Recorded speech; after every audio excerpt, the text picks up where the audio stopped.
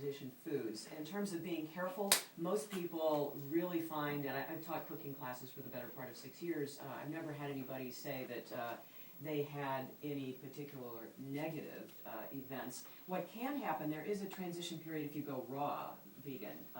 People talk about that a lot. And my experience, again, in doing cooking classes, we stay with both cooked and raw. I have a whole chapter in my book on salads, a whole chapter on salad dressings, because I think it's important for people to find a salad dressing or two that they'll put on salad so they'll eat those green leafy vegetables.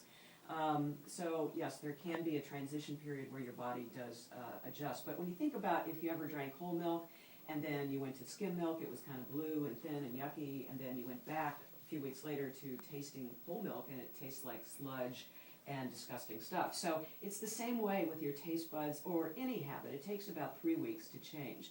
One of the things that's interesting that I have found in talking about improved health is I did a 5K a couple weeks ago, and it was a new course, and I hit a speed bump that I didn't see. And this is the remainder of my elbow that I'm showing Duncan here, trying not to gross him out too much before lunch. Well, it's a serious scar and scab, that's for sure. I fell flat on my face. They called EMS, and I've never not finished a 5K in 30 years of running. So I got up, and I said, I don't have time to wait for the ambulance. I'll see him at the finish line. And I finished second in my age group. But the point is, people were astounded, A, that I didn't bruise, and B, that I didn't break any bones. The thing about osteoporosis in this country, it's the highest that we have anywhere in the world, and yet we drink the most amount of milk. What is wrong with this picture? The calcium that is in green leafy vegetables is very bioavailable, very absorbable. So my thought is, if I didn't break bones now, I'm never breaking them. I actually was diagnosed with osteopenia before I totally converted to a vegan diet about 6 years ago. So I have reversed it, and if I didn't break on that concrete, I never will. The discussions I've seen about osteoporosis is that we ought to be we ought to be more concerned with how much our risk is of fracturing versus how porous our bones are. And so that's just a whole another interesting sidebar to this debate. What are we supposed to be eating? In my book I say, what did our ancestors do? What does Mother Nature intend? We have 90 different fruits and vegetables that are so colorful out there. Mother Nature really wanted to make sure we would eat a few of them. And absolutely, Rich, thank you for your question. And that kind of, Rich's question sort of brings me to, I guess, a slightly broader question, which is, I do think people have a lot of sort of ideas and sort of maybe various myths and misconceptions floating around in their head. What would you say are sort of the biggest misconceptions about vegans and how vegans eat? Myth number one, where do you get your protein?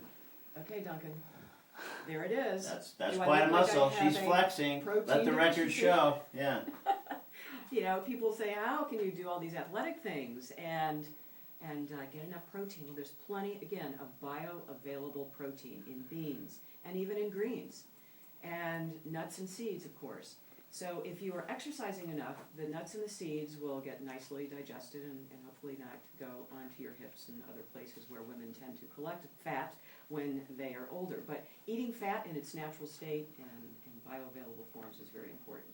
Another misconception is that you don't have enough strength, enough energy. And again, I point to my own record. I have lots of pictures on my website, both vegcoach.com and also my Facebook pages. I even have a Facebook page called Vegan Athletes, just to put out there that, yes, we can do wonderful things on a plant-based diet. And what's interesting is when you place in your age group, usually there's a first, second, and third place. And so they'll take pictures at the end, and all of the other winners in the age group are standing there. And when I'm standing next to the two other runners who are most likely not vegan, I'm the one who looks like I've been eating meat all my life. I have lots of muscle definition, and yet the people on either side of me look a little wasted. So I'm thinking maybe more runners ought to be eating a plant-based diet. Just saying. Okay, there you go.